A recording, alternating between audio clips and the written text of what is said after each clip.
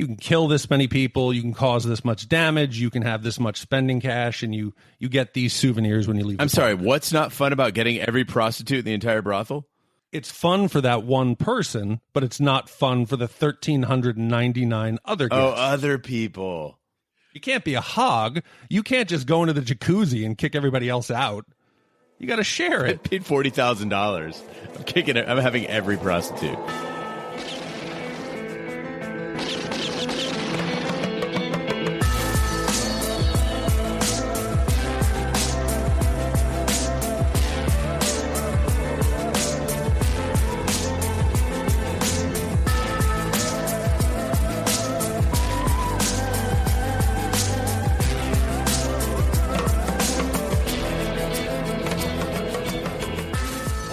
Shat on TV Westworld edition, the companion piece for the hit HBO series Westworld. I am one of your three co-hosts, Roger Roper, also known as The Raj. Alongside me sits my faithful companions, Gene Lyons. Howdy. And Big D, Dick Ebert.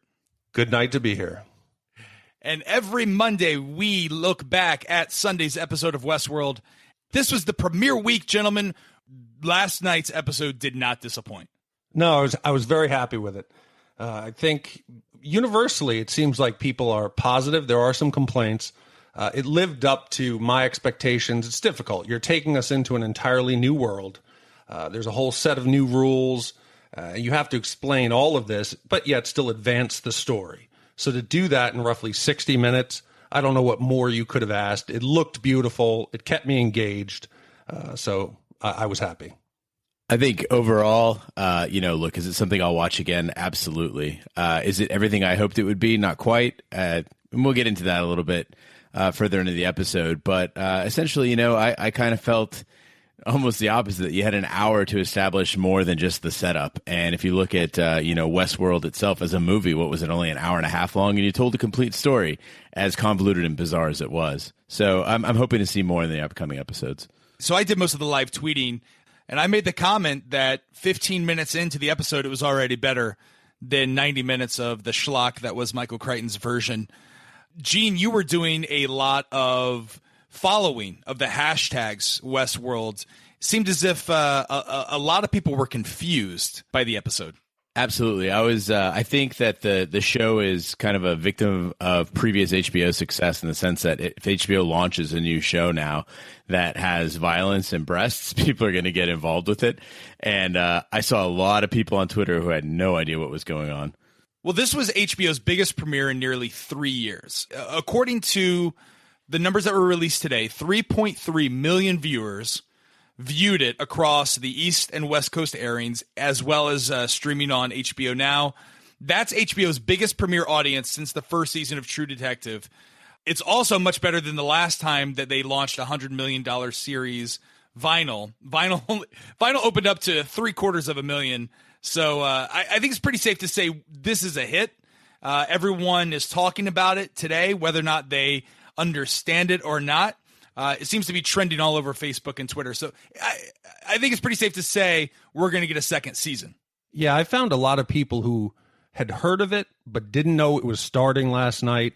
So I think that number is going to get even larger. You have a giant part of the audience who now they're going to read, it was on last night, and we'll go back and watch it.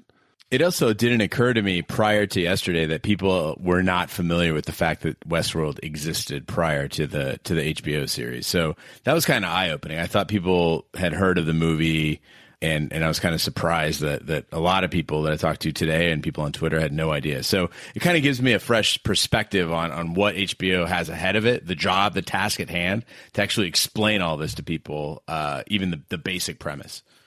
Well, I think a lot of if you go and look at the pay cable shows, how long did it take for people to really pick up on Game of Thrones or The Night of or True Detective? People generally will follow what they hear on social media and their friends talking about. So I think these normal shows, and there's a fair share of pirating, I expected it to take a day or two to catch on. Yeah, even Game of Thrones is a slow burn, right? I mean, today Game of Thrones averages 4.2 million viewers, but it didn't start that way. It took people getting word of mouth of, hey, you got to go back and you have to binge watch this entire series before it became the hit that it is. So Gene, you mentioned that this week's episode really had the difficult task of explaining it to viewers who had no idea what Westworld was, and I was kind of amazed by that as well. Obviously, no one listened to our episode 2, where we reviewed the 1973 movie Westworld. And listen, again, I will say it. If you have not watched the 73 movie, take 90 minutes of your day and watch it. It'll give you an understanding for just how awesome this series already is. I think it also will give you the opportunity to catch up on a lot of the Easter eggs that are kind of scattered throughout the show that you can really appreciate once you've seen the history of Westworld. I, to the contrary, say do not waste 90 minutes of your life. Just watch the show. The rules, this episode I think did a really good job of kind of establishing the rules and the land of Westworld. And in that, I believe that it succeeded. The first one being guns only kill the hosts, or they only kill the robots. And we saw that throughout the entire episode. Well, if I can jump in on this, this was one of my major problems with the movie. The movie, it was the gun, which was actually the determining factor on whether it shot. If it sensed heat, it was a human, it wouldn't fire. It was a joke, because if you're spraying the town with bullets, you're bound to have ricochets, you're going to get collateral damage, you're going to get people killed. So here they try to explain that away by, instead of it's the firearm, it's actually the munition. So they're using simunitions, which is used in the military. I was prior military as well. And it is a projectile that's fired out of a standard gun that's modified slightly. And it shoots a almost plastic tip with a clay waxy filling. When it hits you, it leaves a mark. It's not like a paintball, but it's not fun to get shot. You can definitely get shot in the face. You can definitely get hurt. So I like that they explained it away that, but I still think it's a dangerous, dangerous place. Yeah, and for that reason, it's clear that the guests, or newcomers as they're called, have to sign a major release form before coming into Westworld. And in fact, Jonathan Nolan answered the question. It's expected that the guests would have to sign a giant contract before they came to the place, because there's so many opportunities to fall off a cliff or get trampled by a horse or get stabbed by a knife. They also established then that the hosts are kind of like lifeguards in that instance. So if if a guest were to get injured during a bank robbery, or if they're out on a posse hunt, or they're on the High Sierra excursion, the hosts are there and designed to look out for the guests. So I imagine if a guest were to get injured on one of their outings, the host would act as a medevac, or they would act as an ambulance and assist with the guests. Well, they have some kind of a programming that they hint at, a good Samaritan reflex, where they would kick into lifeguard mode and try to steer you away.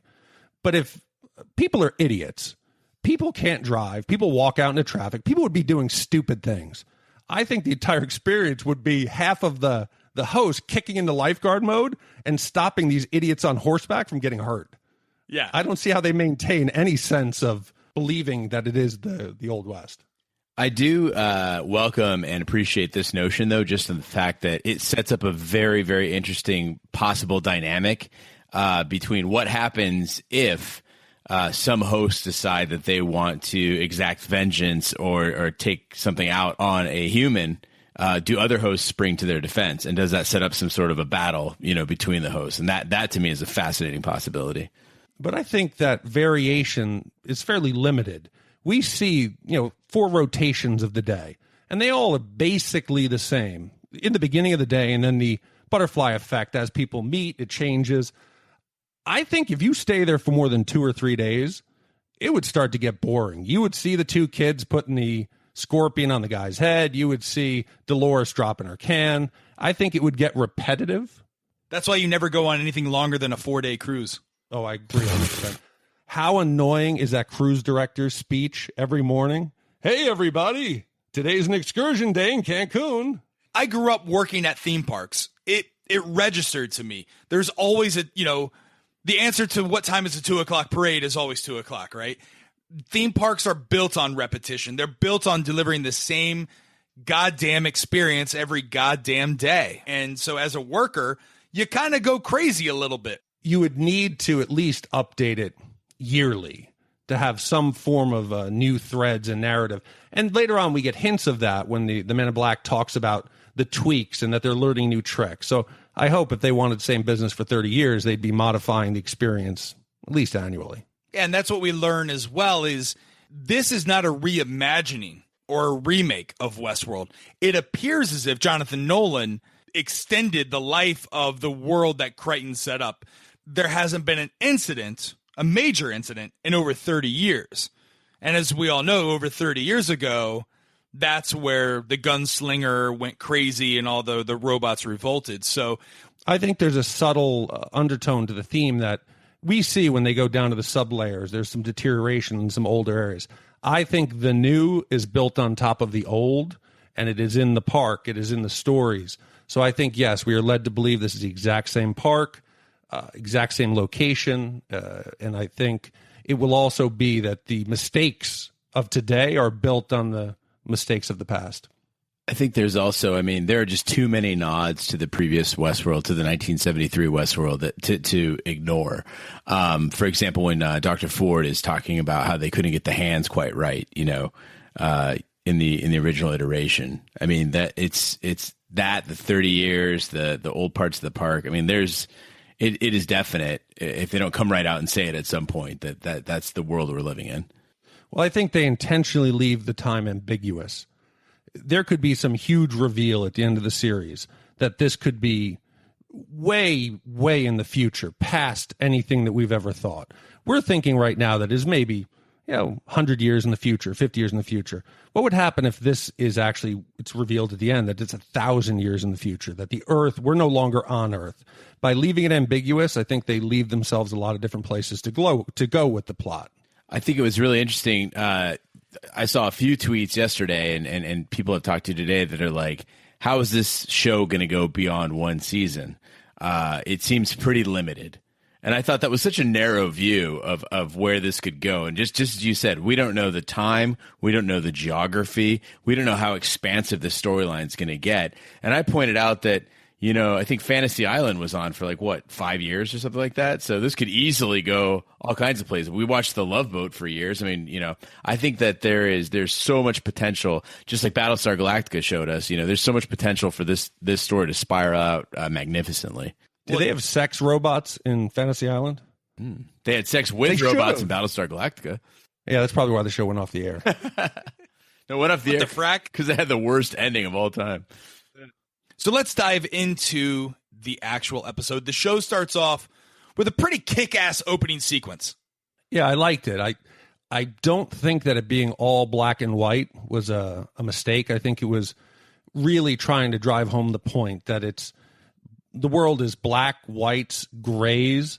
And what really stuck out to me was we see that there are machines creating everything from the tendons and the muscle fibers to stringing the strings on the piano, which to me is obviously, these are not just, tissue or metal. These are threads. These are lives that they're laying.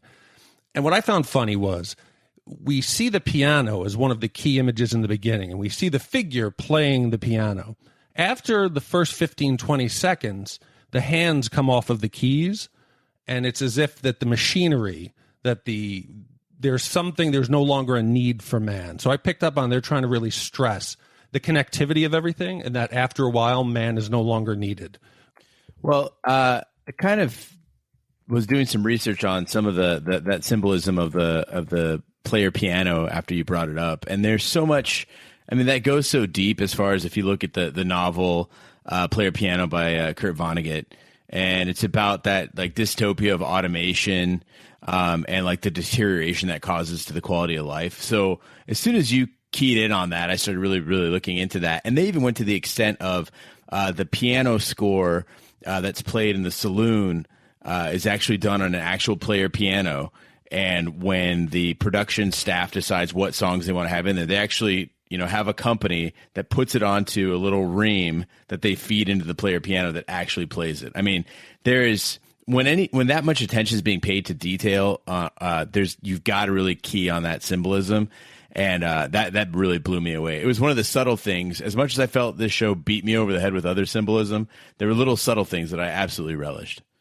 Yeah, that was pretty deep because all I got on the surface level was it looked like the robots from Tony Stark, Iron Man, and robots doing it missionary style. That's all I got out of my 3 watchings. So, Roger, do you think you mentioned that kind of as a joke in passing, but why would 2 of the robots be doing it with each other, missionary style? I have an idea.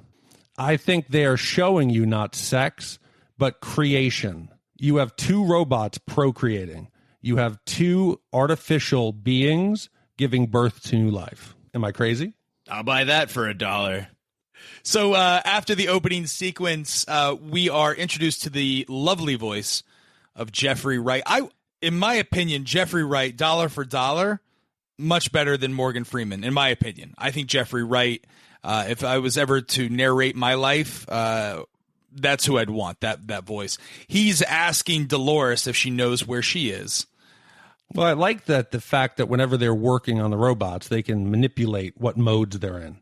They can turn off emotion, they can turn off accents, they can access only cognitive skills. And it seems like most of the time there's 2 techs in the room, one doing the questioning, one almost as a safety, which leads me to believe that they've had problems. This is a safety protocol. Do you think this is done just for efficiency, or are they worried about something? I mean, I actually struck me as the opposite, that I thought that 2 techs was like kind of a small group that, in any sort of a production environment or any sort of mechanical environment, you would have a team. I was also surprised that, and again, I don't know the technology that goes behind everything, but the fact that they just relied on a verbal diagnostic was really strange to me. That there wasn't, some way to verify the veracity of whatever the host unit was reporting. Do you think it's a case that they've just gotten too lax, that it's been going for 30 year event free, and they're just starting to really take it as, like us, we take certain technology, at face value. We don't expect it to go awry. We don't expect necessarily our GPS to take us completely the wrong place.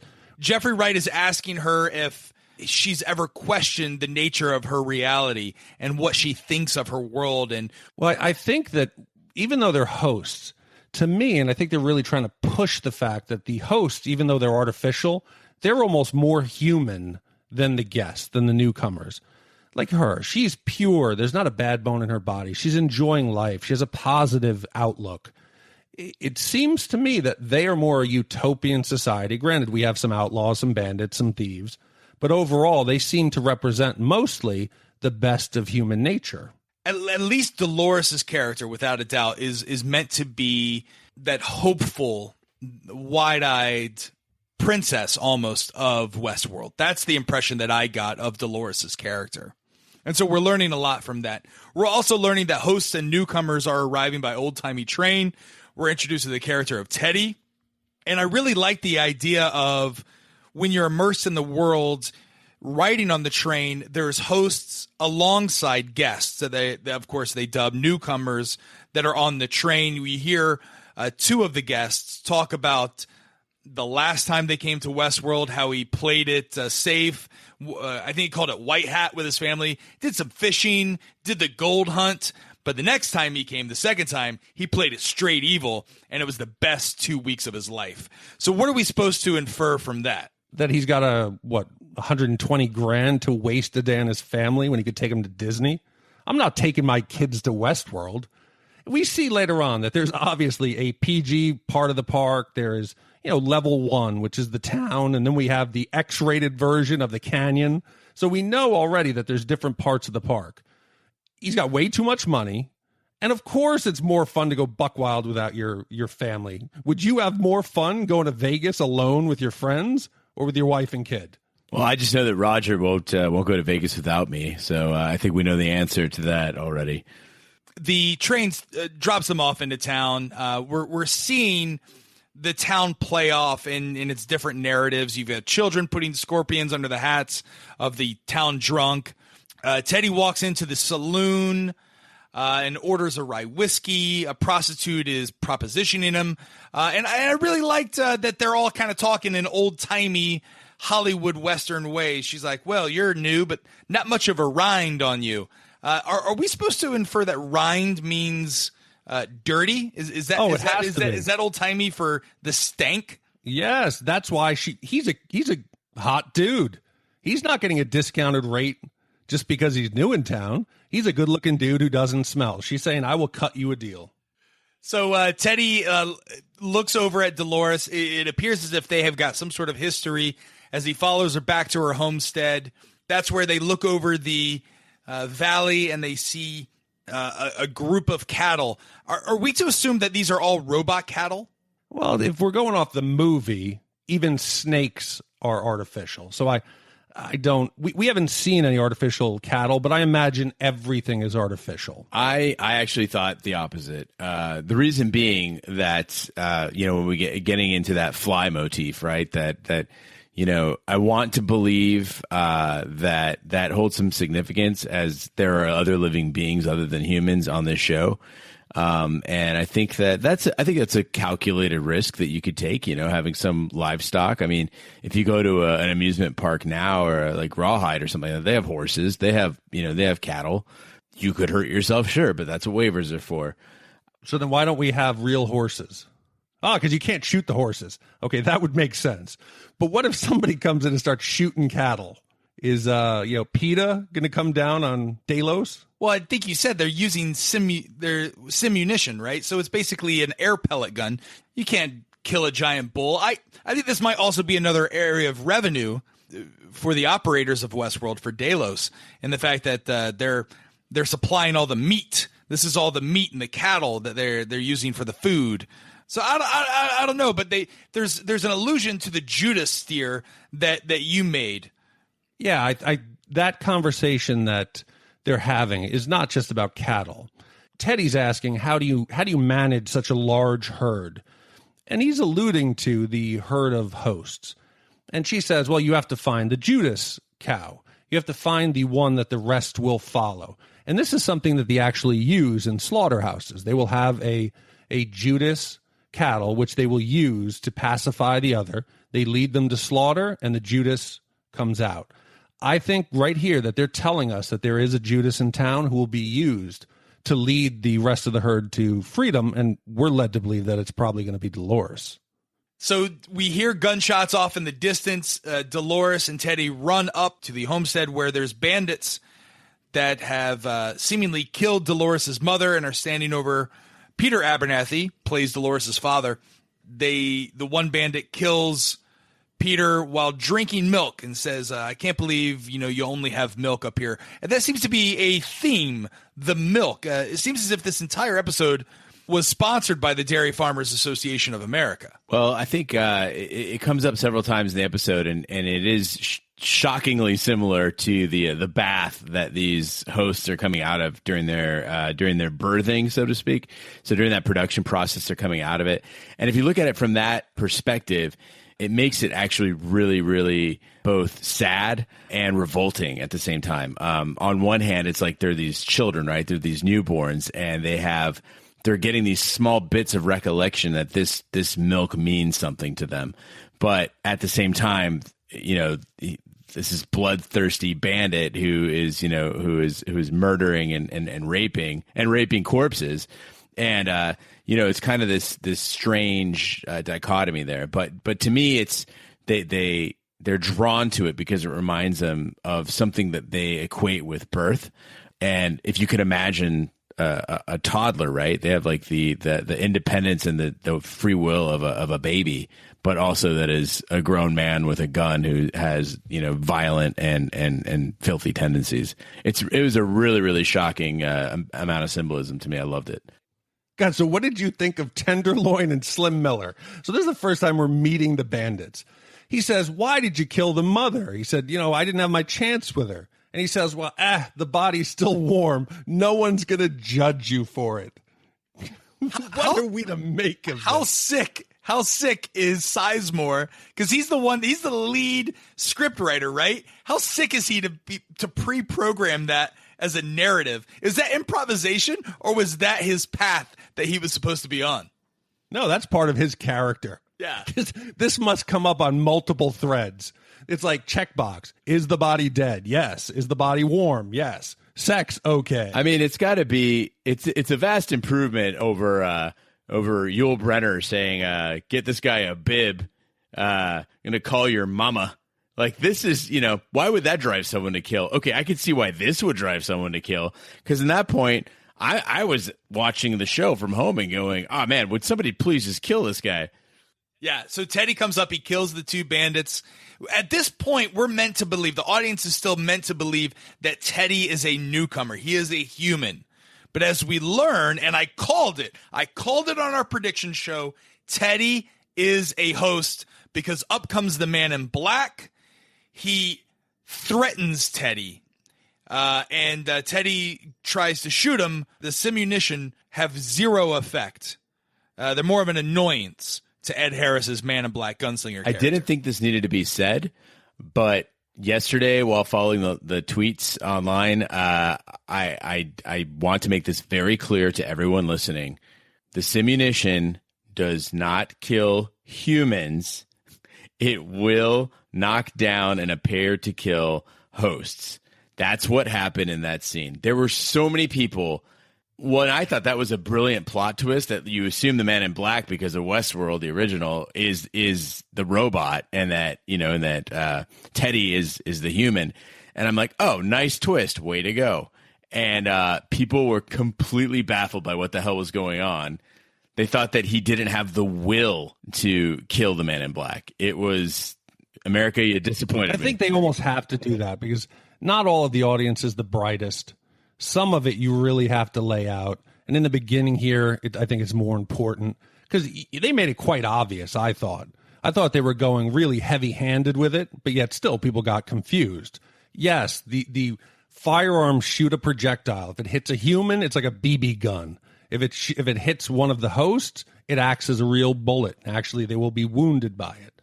So if you see somebody hit by this and they don't go down, they are human. Well, and if that doesn't knock it over the head of the audience, then the Jeffrey Wright playing his, Lawrence Fishburne character of Matrix asking the question to Dolores, what if I told you there was no chance encounters and that everyone you knew was built to gratify the desires of the people who pay to visit your world? How is that not obvious enough to people on Twitter that they are hosts, they are robots? The Man in Black, Ed Harris, is a human. He can't be killed, and Dolores is there nothing but to satisfy the carnal desires of man. Now, Raj, I think we have to bear in mind that the audience is not the enemy.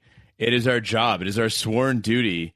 We band of brothers, to just to make it absolutely clear. That's going to be the job here. We'll talk about the deeper things, but also really erase those question marks from on top of people's heads. Okay, so this is a judgment-free zone. We're going to be supportive. We're going to be embracing. But I do expect our listeners to have a certain level. But we'll start off slow. Yeah. So I really love the idea of the twist, Gene, that the Man in Black, the gunslinger, the Yul Brynner, what everyone remembers of the actual movie, is apparently a human. Right? He's been coming here to the park for over 30 years. He proclaims, God damn, it's good to be back, as he drags off Dolores into the barn. And, not to make light of the carnal desires and rape, but for as much traction as that scene seemed to cause and fever for HBO, I didn't think it was any worse than any, old time. I mean, it was all off screen. It was that we didn't see any of it. It wasn't nearly as bad as the incestual scene that we saw in Game of Thrones 2 seasons ago. I have a question for you. I think you're making one huge assumption. How do you know that he raped her? I think he was doing something else. So there are theories. Oh, don't go theories. I want to talk about my theory. Okay, all right. First. Well, go for my it. My take on the Man in Black. We're led to believe he is off raping Dolores in the barn. I think he's doing something much more nefarious. Every host which the Man in Black comes in direct contact with, 24 hours later, malfunctions.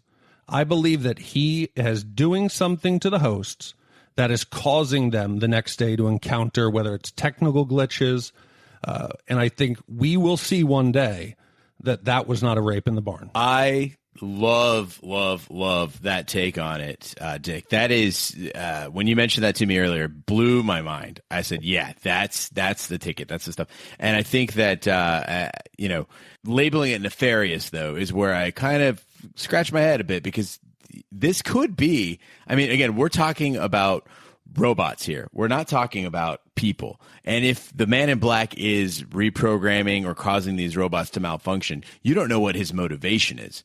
And that's a topic that I think will bear out over the rest of the season. But really, he could be a hero in all of this that just looks like a villain. That would make the black hat part, or the man in black, even more interesting. We don't know what his motivation is, and he could be trying to stop something from happening or trying to destroy some other evil that's brewing, by carrying out these acts. Again, we have to remember these are machines. So he should not have a guilty conscience over manipulating a machine if the end justifies the means. The only reason I would think when I say nefarious is if this is following the general plot of the movie, we know it's going to lead to countless human deaths.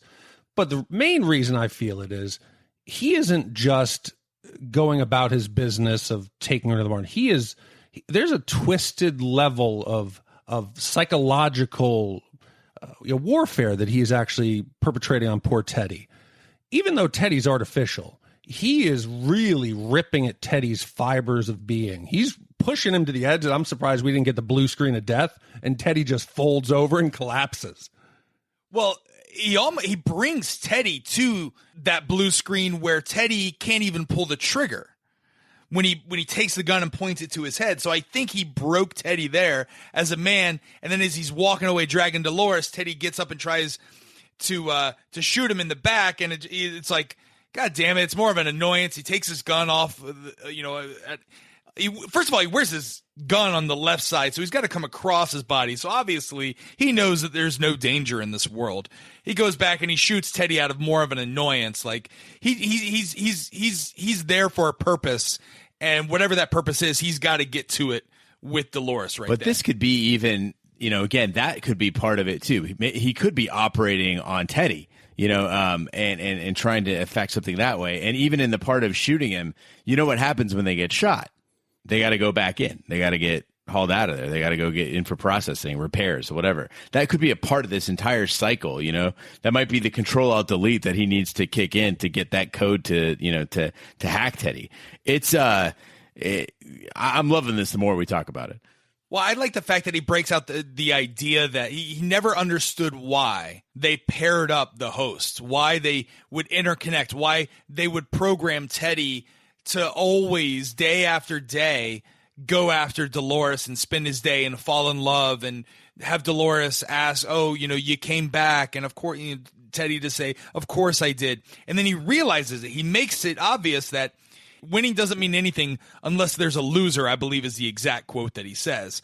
So he actually, I think, believes it's the programmers that are torturing the robots by making them believe that they're together only to be killed day after day. I think he's got sympathy almost for the robots because he understands the game. He says later on in the episode, he's looking for a deeper level. He's looking for that deeper meaning. He wants to uncover what's behind the curtain. Think what he actually says is that, other guests are there to get their rocks off, but he's there to play the game. He's looking at this thing in a totally different way.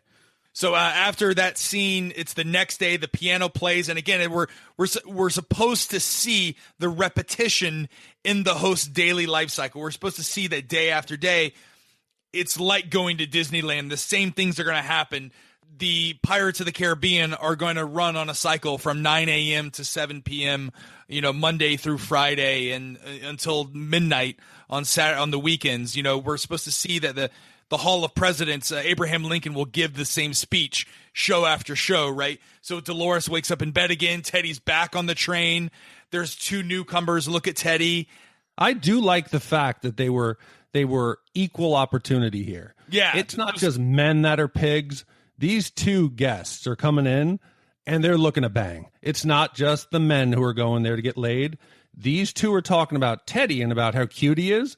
And one of them says, you know what? He's too good. I want the bad boy. So I like that they're making women as sinful and carnal as we are. Yeah, so definitely Gene would be the bad boy that all the women would go for in Westworld out of our If anything, side note, I would think that the sex in Westworld would be actually more appealing to women because to a woman, to be able to indulge that sort of fantasy but also know that you are perfectly safe because this robot can't hurt you is kind of a kind of awesome. God, plus the stamina.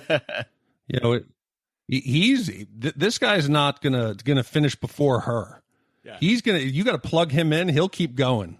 This is like the Sibian. If it could walk around, talk, wine and dine you. I'm surprised there's not more women. That's actually how I describe Roger to my female friends. Is the walking Sibian? We also see behind the scenes area, the tunnels, if you will. Is this a testing and repair area? Because there's robots that are mostly naked. All of them are mostly naked. But this doesn't seem to be a production line, right? They're not handcrafting the hosts one by one, are they? I think this is the final, prep. This is the final test before they roll them back out. We do see a few horses that are in looks like initial stages of creation, but it seems like a final test of all their procedures. We have the gunslinger who's spinning his 6-shooter. He's fanning it. I think it's almost the end of the assembly line. But I do like that they are running a green facility. You notice as the workers walk through the facility, motion sensors turn the lights on and off. I like that Westworld cares about the environment. This is where we also see Bernard sitting with one of the other Westworld operators, engineers, Elsie Hughes, discussing one of the new updates that they placed on the hooker host from the saloon, Clementine, who looks shockingly like Lady Gaga.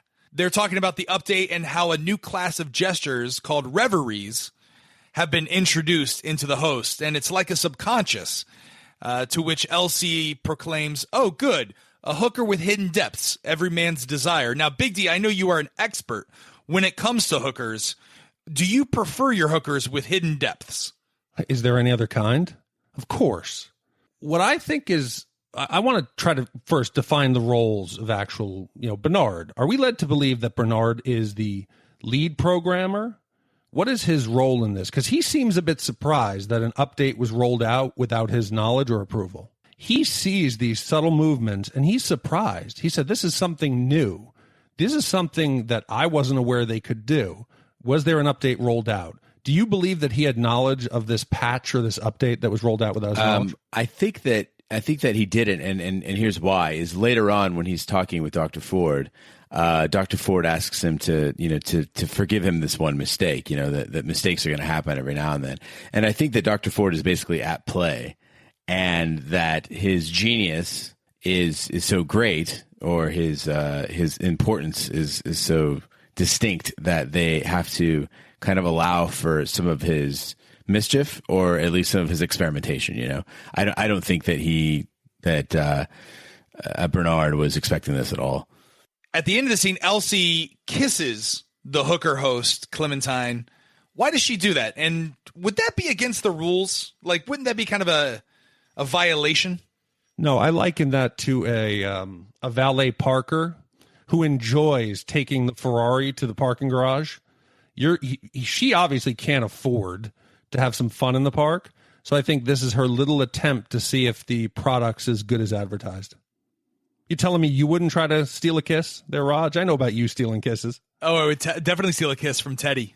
After that scene, Bernie is called into the what appears to be like the main room, where the security team is there with Teresa Cullen. Teresa is a representative from the corporation, which, again, we assume is Delos. And also, we're introduced to the character of Ashley Stubbs, played by Luke Hemsworth. Yet another Hemsworth brother. They're like the Australian Baldwins. These guys are all fit and handsome. They all got great hair, and they're not from Long Island, New York. Yeah, Luke is the older brother of Liam and Thor, and they're saying that there's something going on down in cold storage. There's an old host that's acting up. We see that Ashley Stubbs is going down there fully armed. He's ready for an encounter, and Bernard wants to come down, and he says to Bernard, he said, "Do you have any kids at home?" Bernard says no. So we're led to believe he doesn't have any children, but later on we do see him with a photo of a child. Which is it? Do you believe that he does have, is a child no longer alive? Is he lying to them about having any children? What do you think? I believe that at one point he had a child, and the child must have died, and his work led him to the creation to make life robots, because I believe that ultimately he wants to make a clone of his child, a robot of his child that he can interact with. I think that's the ultimate goal for Dr. Burney. So as they enter into the elevator and head downstairs, all the security team seems to be locking and loading their guns as they head down to sublevel B83. What is the situation with the water down there? Is it a cooling system that's broken? What is happening? I think we're led to believe that the entire area is cold storage, but to me, it looked like an abandoned, older welcome center. We see a few escalators. We see it looks like some water fountains. We see some fixtures. This, I believe, and it could have been an older version of the welcome center that we see in the coming trailer for, I think, next week. So we see a large, steel sculpture of the globe with Delos on it. So I do believe at one time, this was part of the actual embarking section for Delos Resorts. And they walk into the storage area. All the decommissioned robots are there, standing naked. So many dicks. What could they possibly... So many robot dicks. But I was happy. If you go back and look, they didn't just pick beautiful people. There are plenty of obese, just unattractive. They really, really, really went outside their normal casting. And I liked it. I thought it was more realistic. I don't want to see just hot, beautiful people, because we know the Old West was not that. Yeah, I believe I live tweeted last night that they really nailed the dad bods of the hosts. All the dicks, though, were pretty impressive. I mean, I'm not going to lie. They all look pretty, tubing, I mean, maybe that's their plug-in. I don't know. It was a lot of dicks. Maybe they were prosthetic, much like Hodor. That was not giant blood in him. That was a prosthetic synthetic penis. So Dr. Ford is sitting back there with Old Bill. Old Bill seems to be the one that is acting up, but he's just sitting there drinking with Dr. Ford and repeating some old lines that he must have been programmed to say while he was in the old saloon. This is the first time that we actually see Sir Anthony Hopkins. But listen, I got to say, for as amazing as Sir Anthony Hopkins is, all the actors that shared scenes with him really stepped up their game, because the actor that was playing Old Bill, his movements, his jerkiness really sold it that he was an older version, and they say he was the second host ever built. I really enjoyed that. Oh, all of them. I mean, from him to when Abernathy's malfunctioning to when the sheriff's. I mean, the way they played off the eye flutters, the facial. They just killed it. Let me ask you guys this: with when they say that that one of the old hosts is acting up, are we talking about Old Bill? I do not think that, and I my personal feelings. I believe that the one that's acting up is Dr. Ford. I mean, it is his introduction to the show. You don't see him before that, right? And what's he doing down there? I thought immediately that he was a host. The show is trying too hard for us to believe that Bernard is the host. I felt all along that Dr. Ford, look at the way he's dressed. He is dressed period appropriate, with a pocket watch, with his vest. He has an intimate knowledge. Bill isn't acting up. Bill's tranquil. Bill is the second host ever made. And the acting of these hosts, like you said, the way they can turn emotions on and off, they're emoting everything I could want.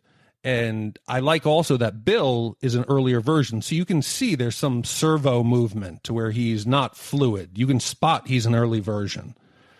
But do you feel that we're led to believe it is Old Bill, or is there a chance that they're telling us right off the bat that Dr. Ford is? I definitely think we're supposed to believe that it's Old Bill, and especially even giving him the whiskey prop, having him repeat things, whatever.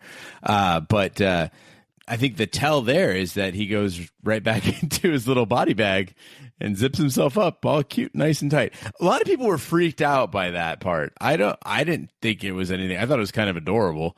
But a lot of people reacted very negatively to the guy zipping himself up in his own body bag. Oh, that's like your Roomba heading back to its charging dock at the end of its vacuuming trip. It's the same thing. It's what a good, appliance does. there's definitely some traction to the theory that Dr. Ford is a host and that he's kind of like the supercomputer, if you will, that they run everything through, that he's been around for this long. I want to take it an extra layer. I believe he is a host, but I don't believe that everyone else knows it. I believe that at some point in the past, Dr. Ford knew he was terminally ill and replaced himself with an AI version of his consciousness. Much like in, what was the bad Will Smith movie? I Am Robot or I, Robot, where the creator kills himself but downloads his conscience into it. Yeah, he also, we learn a little bit of backstory about Bernie and how most hosts were decommissioned before Bernie joined Westworld. So a lot of the older hosts weren't around. When they're having a conversation, old Bill asks them to have a drink. And he wants to have a drink to the lady with the white shoes. Who do you think the lady with the white shoes is? I think it may be Dr. Ford's wife. So you think, obviously, one day we're going to see the lady in the white shoes and go, uh-huh. Yep. Okay, I'll be looking for white shoes. We learn a little more about Dolores' father, Peter, that he was a lawman but quit after Dolores was born.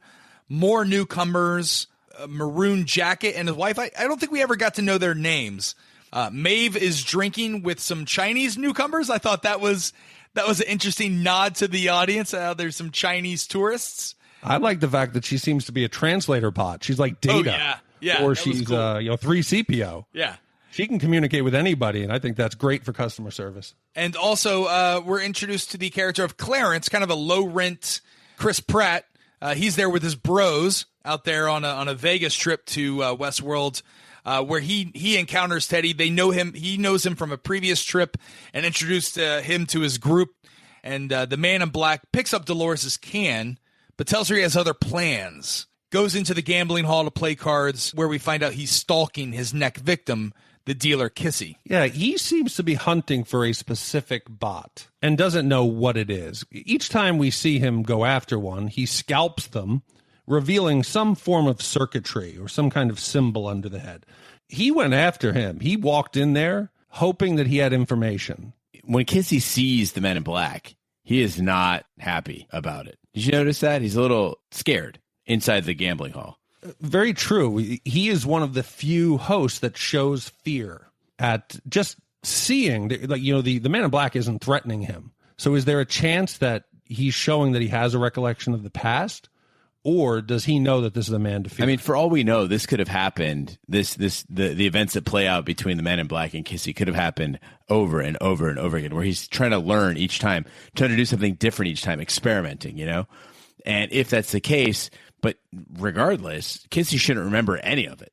No, how many times do you have to kill Kissy to know that it could take, 3 quarts of blood before he will actually expire? That takes quite an amount of experimenting and just slitting his throat. You got to do that more than a dozen times.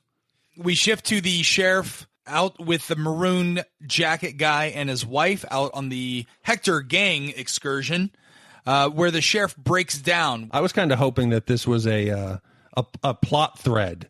Like at this point in the story, the sheriff strokes out and he has a cerebral hemorrhage. I don't want to see just my hosts all be happy and healthy.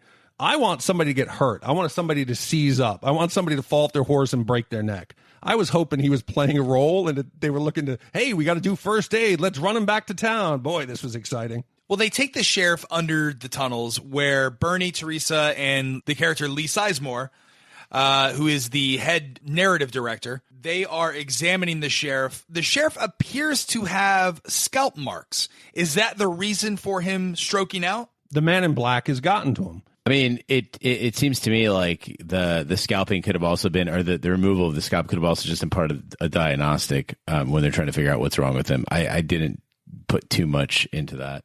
This is where, again, the Teresa character, as much as we're not supposed to like her, she seems to be the most reasonable character throughout the entire episode. She's like, listen, we've got 1,400 guests in the park. If we've got malfunctioning people with the updates of 10%, even 10%, we need to immediately take them offline and examine them. She's being reasonable. She's the, dare I say, the Ian Malcolm character of Westworld. Yeah, I think she's making a reasonable assumption. They say, well, what are we going to have, a coupon day? Which is another callback to Jurassic Park. But at 56 million a day, I think sometimes you just got to roll with the danger and what might happen. Yeah. To me, it's foolish, but I could see a big corporation doing it. Well, Bernie says the core codes are still intact. We'll just do a little mind wipe and send him back onto his day. We're then placed into the whorehouse where Clarence and the bros are just banging all the robot whores. There's tons of robot boobs. And in the mirror, there's just some guy going to town on a host. I really enjoyed this scene. I did spot that, and I like people. HBO gets hit a lot of times for its nudity. I think they're doing a great job. Yes, we're seeing genitals, we're seeing breasts, but I don't think they're being too over the top. Whenever we're interviewing Dolores, it is shot from the neck up. In this scene, we don't really see any penis. We see maybe a couple boobs, some ass, but it could be much sorry, worse. but you know that the lack of Dolores nudity is strictly contractual. There is no way that they chose to not have her boobs out in every scene. Or maybe they're weird boobs. Well, I like that they are explaining that this is some basic level 1 bullshit, right? With the, you can see a group of bros going to Westworld, banging prostitutes their entire trip, going on one adventure with Teddy, maybe getting bored with it, and then lighting them up as target practice. So this is, I like how they're showing the dichotomy of guests that are entering in the park. It really makes the character of the gunslinger, the Man in Black, Ed Harris, that much deeper. Yeah, and I think they're alluding to multiple parts of the park where the town that we're seeing is the PG. The town is pretty safe. It's level 1 bullshit, like you said. I want to know what the hell is going on in the canyon. Yeah. If that is the true expert, that is the true craziness, what is going on in the canyon? Yeah, because you see the family, they're walking out in the field. Obviously, this guy made a mistake and brought his family. He says, we shouldn't go over the water. That's the adult area. It's too adult for Jacob. But Jacob pulls the classic asshole kid move where he goes up to the robot and says, you're one of them, aren't you? That's the same thing as like when you're at Disney World and the asshole kid comes up and ruins it for the rest of the kids and says, you're not Mickey Mouse. You're just some guy in a suit. Yeah, and I have a problem with the math here. We know that there's 1,400 guests. We have 2,000 hosts. To me, the math seems it's too balanced. We know that Americans can't behave themselves when they're in a movie theater or when they're in Disney World. I don't see how groups of guests talking about modern things, talking about taking Teddy out and shooting him as target practice, it would destroy the complete illusion of Westworld. I don't Not know only how that, this but the works. whorehouse would have a line a mile long. Like everyone would be lined up. Because you got to figure there's like 20 of them to service 1,400 people. Come on. 1,350 guests are there. Yeah, in line, it's gonna be like the Flight of the Hippogriff all over again. Dude, look at the line for Thunder Mountain at Disney. Yeah. I agree. I think maybe they would need multiple whorehouses, and at least you would have to cycle the girls out much more frequently, and you'd need a cleaning staff. There's got to be some guys with mop buckets walking around. Dolores' father also comes across a photo of a woman. Was it Times Square? Yeah, It looked like Times Square. While herding cattle, and starts to just freak out and start questioning everything. Well, I think he's not freaking out in the beginning. I think he's perplexed. He doesn't quite know what to make of it. It seems there's a standard answer when he runs it by Dolores, that Dolores says, it looks like nothing to me. I believe that's a programming for when they encounter something that is modern or something modern is said. Did you guys think that this was a little bit too convenient of a plot point, that he comes across an old photo? Like, this is supposed to be years in the future. When's the last time you, gentlemen, went out and printed out a photo and then carried that along with you on a vacation? Yeah, also, I imagine that when you enter the park, you are stripped of all modern technology. I think you have a changing room and you put on your period costume and you go in. So there's no way somebody snuck it in. There's no way it sat out there for years and didn't degrade. Yeah. It possibly could be a plant. From there, we're transported to the top of Westworld, where in my research, I've learned that this is actually a decompression area for guests to, relax by the pool, hang out and look at some of the scenic vistas before they go back into society, because they're afraid that they'll take back some of the homicidal urges that they just lived out for the last 2 weeks. So Teresa and Lee are up there chatting. Lee recommends to Teresa that they stop updating the host and even recommends rolling them back. But we also learned that there seems to be a power struggle between the corporation and Dr. Ford. She's like, you're smart enough to know that there's a bigger picture, but not smart enough to know what it is. Yeah, that there's three audiences at play. He acknowledges the fact that the corporation's real interest goes beyond gratifying rich people's fantasies. Teresa comes back at him and asks him, okay, yeah, there's three things here. We've got shareholders, we've got rich people, and we've got management. All right, smart guy. What is management's real intention here? And he's lost. He's like, I don't know. What is management's real intention here? It's almost like Disney World, right?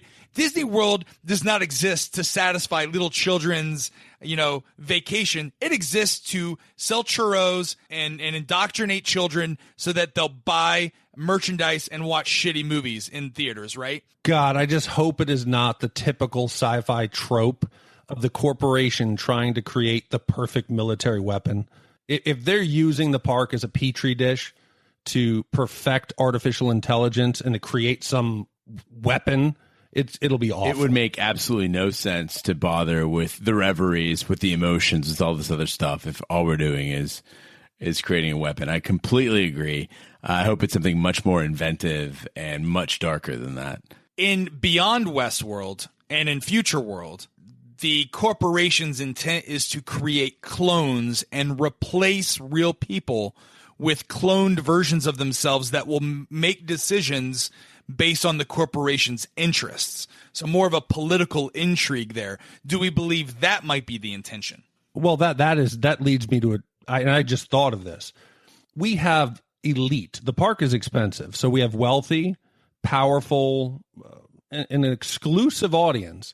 If you could perfect AI and you use the plot from Future World as your guests come in, you can replace them and put them back into the world.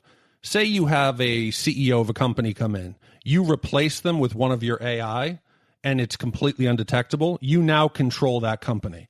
You have a world leader come in. It could be the intention of the corporation to take over the world, one group, one organization at a time. 100%. Start with the elite, the top earners and powerful individuals, and then replace them. I think that's the intention of the management. We'll see as we go on. We're then transported back to the saloon, and Twitter lost its shit when it discovered Soundgarden's Black Hole Sun playing on the piano. I started off excited about this when I saw, oh, yeah, that is kind of cool. And I thought that would be it, that it was a little Easter egg, that we just got a little gift from the show's creators. Again, knowing about the player piano thing and knowing that they programmed in Black Hole Sun on a little ream, and spoiler alert, in a future episode that I think they do some Radiohead too as well. But that quickly soured for me when I saw how people lost their minds as if a TV show had to go to great lengths to put a piano version of a song on.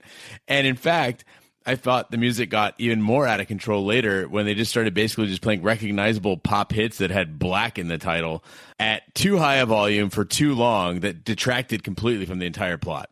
If it were me, and I think, Gene, you tweeted this out, if this was our utopia, if this is our world, if we had our druthers, Twitter would be losing its shit over the Shakespearean references versus which pop song is playing on the Western old-timey piano. When you drop something as obvious as The Tempest and people don't pick up on it, but they are losing their minds over Black Hole Sun and Paint It Black, it's not a Westworld I want to live in.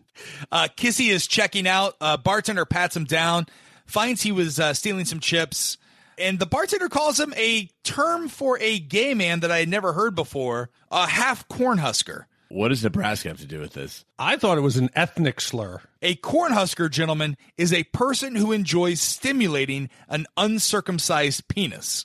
Did you go back and check, what was it, the Urban Dictionary for the Old West?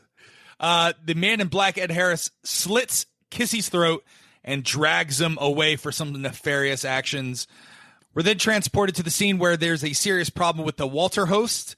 Walter, who's supposed to die in the High Sierra storyline, is walking around with bullet holes all in him, killing other hosts, and then pouring milk on them, yelling at guests, you can't have any, going out to Tenderloin and pouring the milk all over him, shouting, you're a growing boy, you're a growing boy, you're a growing boy. again, this is supposed to symbolize that the hosts are born in milk-like substance, yes? I don't know if it's where they're born, but it's the first time that we see there is a major problem. They don't think this is a glitch. This is not one of the reveries. This is not a new mannerism. There's a major problem. He has gone completely off script, and he's saying things that would lead me to believe he does have some kind of memory of his origin. He's pouring it on some of the first victims and saying, you won't die. You won't die. He's not pouring it in their mouth. He's almost like he's pouring it for his homies. There's a madness there. There's a violence there, but also it almost seems like a ceremony, like a ritual, you know? He's very deliberate about the movement and make sure that everybody gets some, you know? The thing that really fascinates me about all this, though, is when you talked about the movie on episode 2 of the podcast, there's this idea of like, why does the gunslinger lose it? And what's his motivation? And does he just want to kill people? Is he self-aware? Like, what's going on there? And I think what they did a great job of is a robot that loses it, a robot that's brain is scrambled, a robot that's struggling with identity or coming to terms with consciousness is not going to go from I'm well behaved to suddenly I want to kill humans.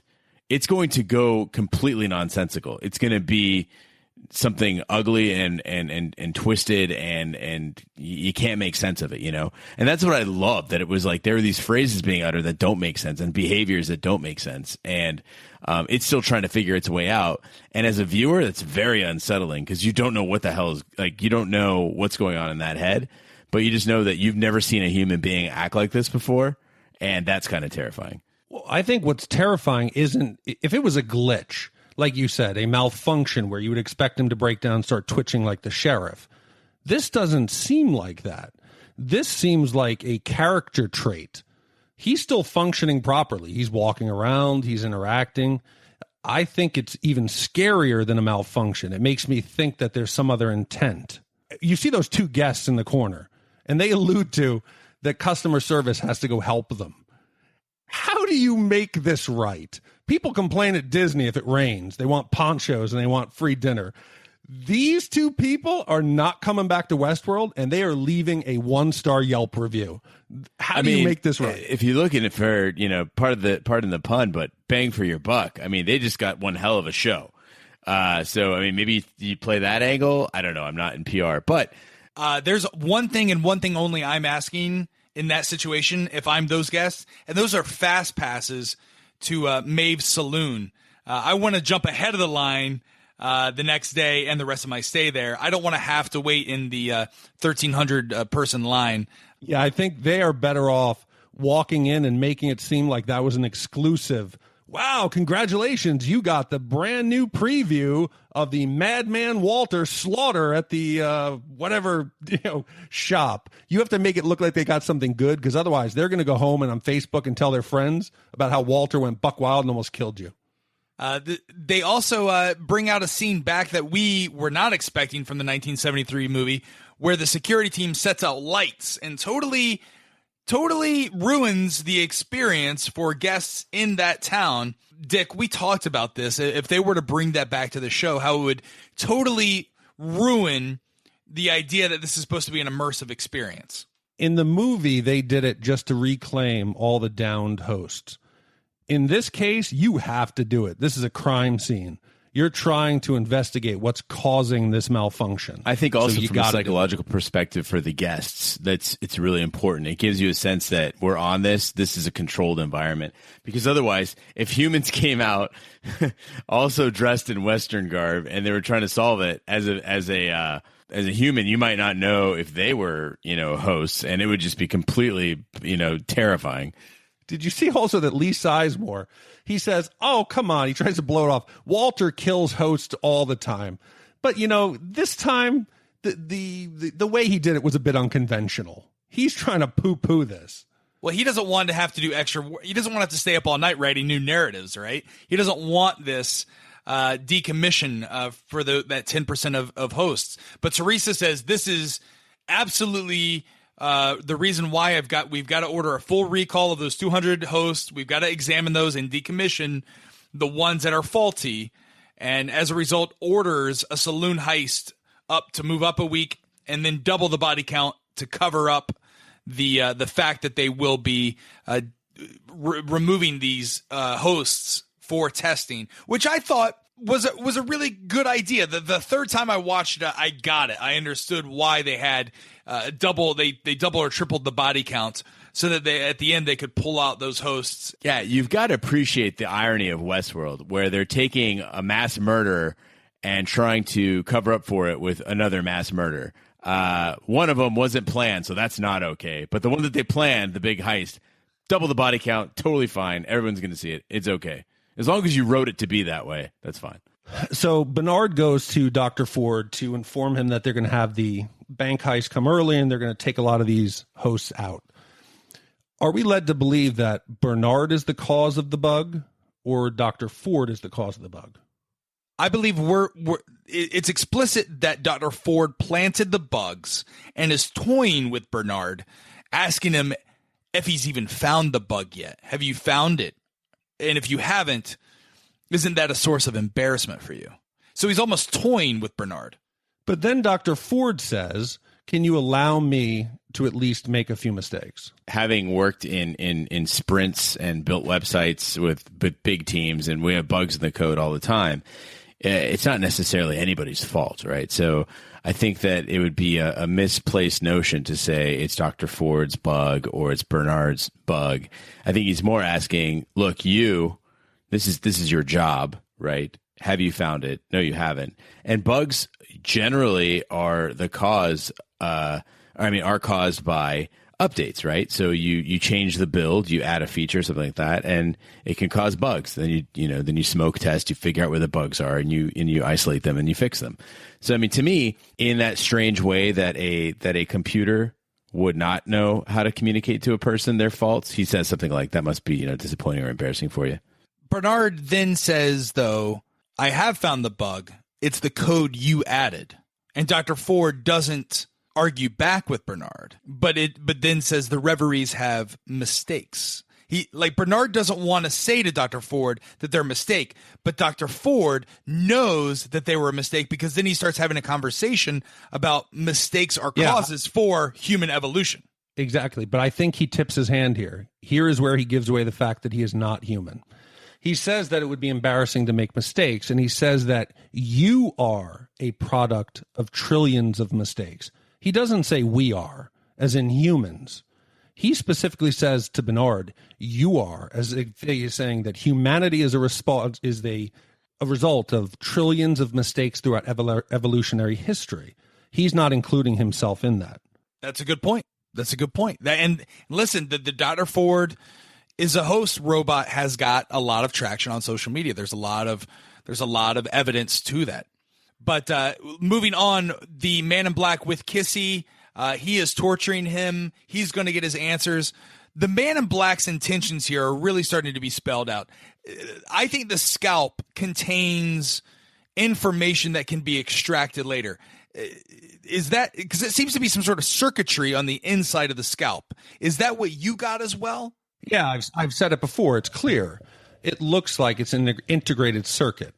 So whether he's using it as some form of a map or whether he's looking for different versions of hosts, maybe there's an earlier version of a host that's susceptible to some form of manipulation, whether he's opening the hosts up.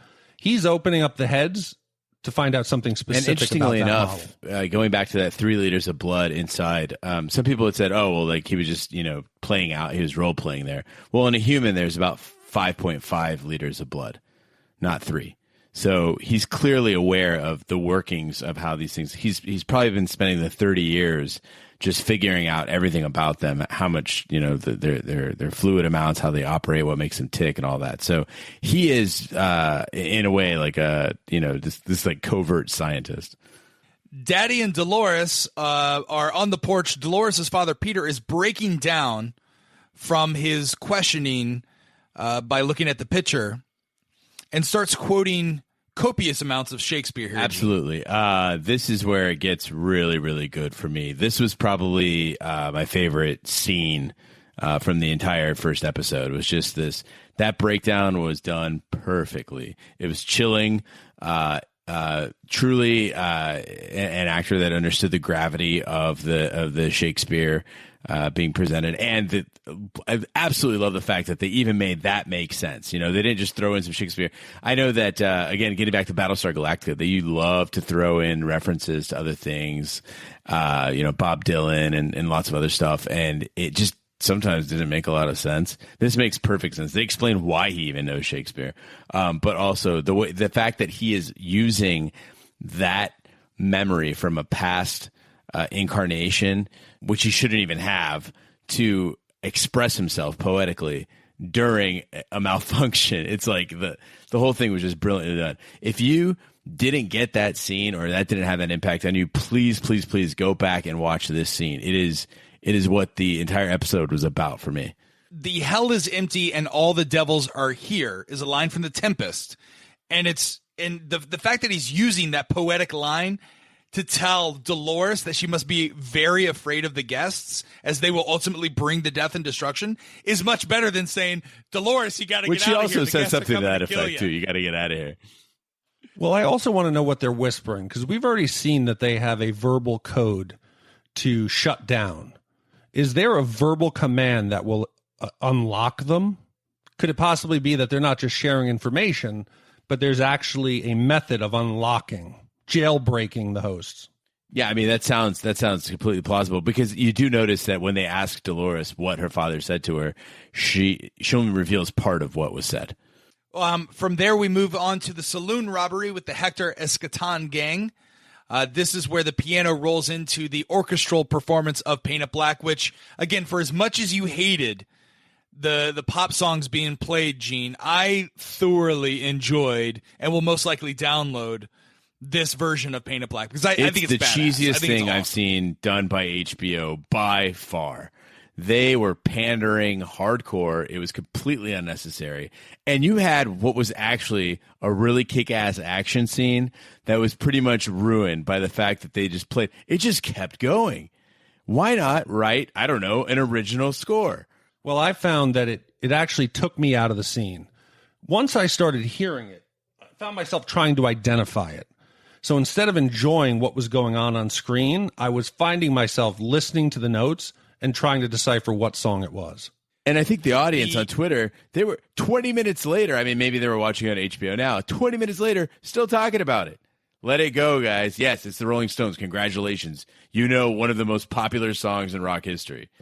No, and I want to make that clear. It wasn't a long struggle, but in the beginning, when you're only hearing a few of the notes coming in, I found myself, I was like, what is it? What is it? What is it? And then I identified it. But by then I'd missed 10, 15 seconds. All the Black references seemed heavy-handed. The music at this point seemed heavy-handed.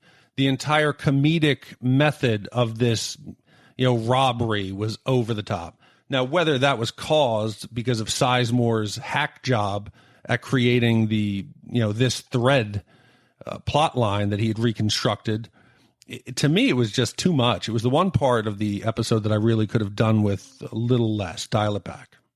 I enjoyed seeing a low-rent Charlize Theron go through and kill a bunch of hosts. I thought that was amazing. I enjoyed there was a little romance nod between Hector and Maeve. I want to see that play off. And then I really, truly, I loved how Lee was making he bragged to Teresa that she should look out for his new speech that he added at the end of the saloon heist. But then Maroon Jacket, the weakest character, comes up and just shoots him in the neck before he can give the new speech, much to the delight of Teresa. I thought that was amazing. I enjoyed this because we didn't want, and our fear was we didn't want Westworld to be too dark. We didn't want it to be too like The Leftovers, and there was a little bit of humor here. When the wife comes up, look at her wriggle, and the guy taking the picture next to the dead host, where he's probably going to pick that up at the gift shop at the end. I thought that was great. That great. whole part, the wriggling part and the photo part, I found that incredibly disturbing. It reminded me of the Night of the Living Dead at the end when they've got the zombies hanging from the trees and they're just poking at him and shooting them. It was just this disgusting, like the humans, these weak and cowardly beings who can't be hurt in all this are standing triumphantly. It reminded me of like big game hunters, disgusting. Oh, 100%. I agree. I pictured it the same way. It was a wealthy, loud, just obnoxious. It reminded me of a trophy hunter sitting over his prey, acting like he hunted it, where meanwhile he was on a reserve and the animal was out there and he was taken by a guide. I thought it was pathetic. It made me, again, I know the show's trying to do it. I became sympathetic to the hosts, and I just wanted this. But it is. I mean, when you say it that way, I mean, I know logically I should not be upset at this at all. I mean, it's not the kind of people I would like, but at the same time, it's like, look, it's a machine. Like, it's an entertainment machine. When I play a video game and, I massacre 100 people and I beat the level and I think I stand triumphant over my Xbox One, I mean, I'm just as bad, right? It's just a machine. No, you're not as bad because your Xbox One doesn't have a personality. Your Xbox One doesn't beg you not to hit it. Your Xbox One doesn't say, please don't unplug me. Please don't smash me. When you're dealing with an artificial life that has a personality and on the surface has a soul and has a willingness to survive, and you torment it and then gloat over it, I think you're looking not only just terrible for yourself, but the entire town is watching you. I think it turned me off to the humans and made me kind of slide over to the host side. I want to start the revolution myself. The engineers are going through the total recall, and the one that they pick out that's abnormal is Dolores' father, Peter. If you can act naked and pull it off in front of Sir Anthony Hopkins, you deserve an Emmy. 100%. I was so impressed with this performance.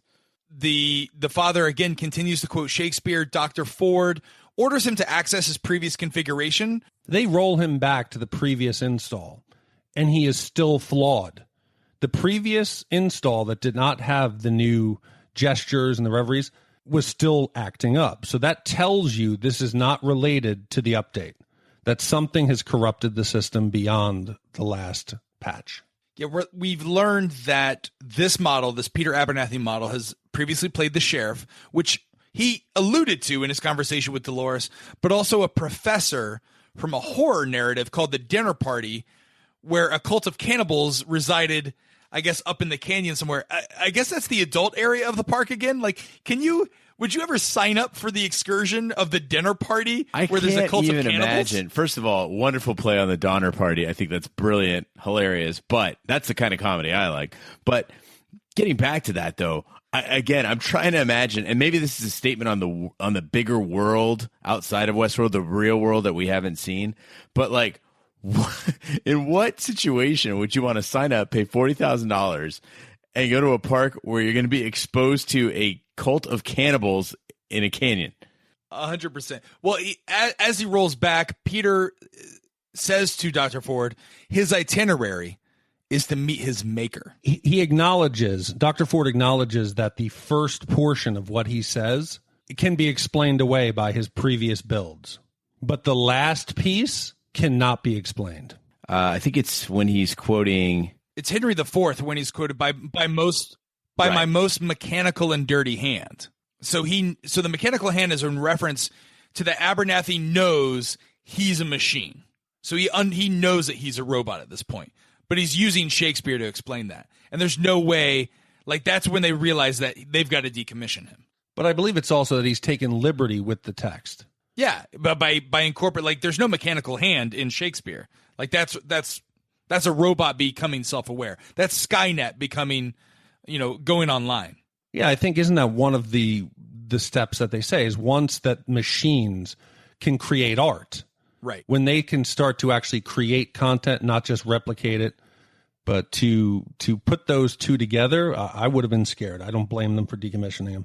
Well, then he also says you're in a prison of your own sins.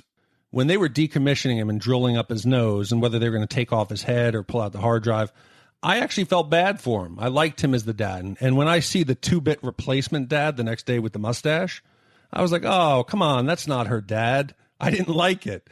So I was already feeling sympathetic to the host, their characters, and their personalities. Did you feel anything? I know that it was one of those things where I think we really have you have the mark of a quality television show when you know what they're trying to do you know that they're trying to manipulate you. You know, you're supposed to feel this way, and you still do. You can't help it. And it led me to wonder, though, do they monitor that sort of bond between two hosts? And if it becomes too extreme, do they then have to, you know, is this a thing that happens often? Maybe not to this degree, but rather do hosts have to be regularly cycled out because they have too much of a synergy? So this is also where we learn that Dolores has been repaired so many times she's practically brand new, even though she's the oldest host in the park. Yeah, we're told that she's the original. It's the name of the episode. She is the first. Whether it's a car that you've restored or whether it's a piece of electronics or a computer, you can replace essentially every piece, but you haven't replaced every piece. There is still some not original only that, model. but I've always been told that, you know, if you take a car and you put a brand new engine in it, that engine and that transmission are not going to play as nicely as an engine and transmission that were built together in the first place. Every time you replace a part, it has a little less cohesiveness cohesion with the rest of the machine. So if anything, that causes, you know, more linkages that could be wrong. What is really interesting, though, is think about this, is that as humans, we assume that something that looks old is old and something that looks new is new. This establishes that we have no idea the age of anything in Westworld, that an incredibly old-looking host could actually be the newest, and a child could actually be the oldest. You know, well, obviously not the oldest, because we know Dolores is the oldest, but that the outside appearance tells you nothing about the age or condition of what's inside. Walter, alongside Peter, those hosts are put into cold storage. But before Peter goes into cold storage, Bernie whispers something into his ear. What do you think he whispered? This could be the origin of the revolution. He could have given him instructions for what to do. There's a standing army in that cold storage. If there is going to be a revolution and you don't, obviously they're not paying attention to cold storage because they got water running down there. Yeah, so you could come down there the next time when you think you have old Bill coming out of his zipped up bag and drinking some moonshine. You open the door and you might be finding 300-400 hosts who are a bit pissed off, unlocked, jailbroken, and, one of them ready was really to storm big. Westworld. Like, she was real big. Oh, she could do damage. The episode ends with Dolores going through her daily activities, talking to the new dad, staring off into the prairie, and killing the fly. The first time that we see a host react to a fly landing on their skin as she appears to be sentient. What is the symbolism throughout the episode of the fly? Well, here we see it's obviously the first time that a host is responsible for killing another living thing, that we're led to believe that this is not a host fly, so we're going to assume it's a living thing. I thought it was heavy-handed. I thought it was over the top, that they were really wanted everybody to see, even though she got a clean bill of health from the techs, that she was not okay and that there was something beyond the usual coming. But I thought it was too much. I absolutely agree. It reminded me of the rat at the end of The Departed, right? Where I just watched this movie and went, wow, it's a pretty good movie. And then, boom, there's the rat on the balcony. You're like, what? That's not necessary. I think that she could have killed the fly, but you don't need that shot that way. Like, it should have been a subtle, you know, maybe while she's talking to her dad or something, you know? It just happens, and you don't point it out. You don't zoom in on it. That being said, I think the flies, could serve, a few purposes. One is that they could be a tell that, that someone is a host if they're not killing it, or when they've turned. I got a different take. What is a fly? A fly is a bug. Squashing bugs. I think it represents the bug in the system, and also an aberration. And also then at the end that she has now broken free from the constraints of the host protocol, from their core code. So that wraps this episode. Overall, I think it was a home run, without a doubt. They nailed it, especially for what episode 1 was intended to do. I really was jealous of critics who received the episodes 2 through 4 because I wanted more. I cannot wait for Sunday nights to look for Westworld. But I think there's some predictions and some bets that we should make here, gentlemen. I'm all for it. So what do we think? Put down a bottle of rye whiskey. All right. To the champion. I think A bottle of rye whiskey, without a doubt, would be an appropriate prize for the winner. So we agree, gentlemen, that the bet will be human or AI, highest percentage gets a top shelf bottle of rye whiskey. Done. First off, Dr. Ford, what say you? He is human, I not say AI. AI. Human. Gene, I agree with you. I'm going with AI. Next up, we have Ashley Stubbs, the Luke Hemsworth security officer. I'm going human. He talked about his kids. I will make that 3 I'll for also human. go human. Although I'd like to point out, Raj, anybody can talk about their kids. Or their fake memory, their synthetic memory of children. Next up is Teresa Cullen. She's the representative from Delos, the corporation. I'm saying she is human. I'm saying go with she's Raj AI. and say human on this one, too. Next up is the man in black, Ed Harris. I'll start this one off. Go for it. Fair. Human. There's no machine that can be that twisted. Go for it, I'm going to go Gene. human as well. I'm going to go complete sweep here. I'm going to go all human on these guys. So I believe Man in Black is human. Next up, we have Elsie Hughes, who is Dr. Bernard's assistant, the one we see kissing the prostitute. I'm going to say she's human. Whoa. You just blew my mind here. You know what? Just to differentiate myself from the Raj, I'm going to go AI. I'm going to go AI as well. She was way too sympathetic. She shows more caring and heart than any of the humans, so I will go AI. And the last two here on our list is Lee Sizemore, the script writer for the park.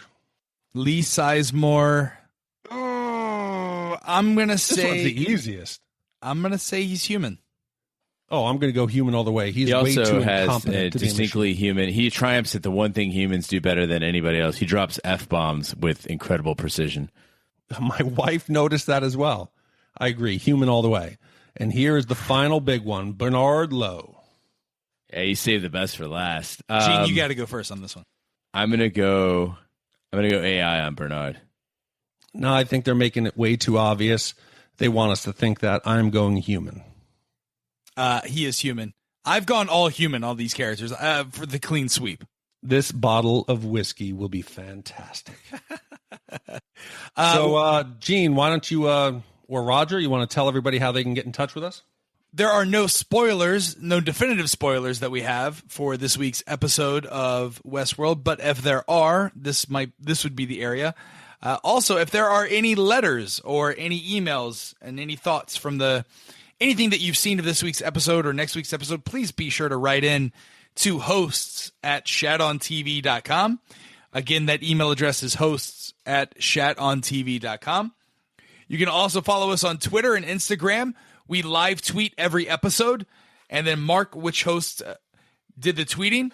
You can follow us @ShatOnTV for both Instagram and Twitter. We're also on Facebook. Make sure you follow us there.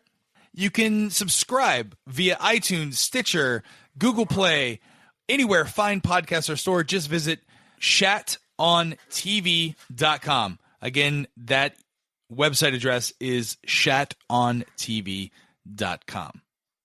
So from all of us here at Westworld, I'm the Raj. And Gene pulling up the rear. This is Big D, as he does so well. Join us next Monday for next week's episode recap of HBO's Westworld. What's that whisper? You can't go out like that. You got to come up with something better than that. Oh, listen, you guys are... No, listen, I can't be the only one that does the intro and outro.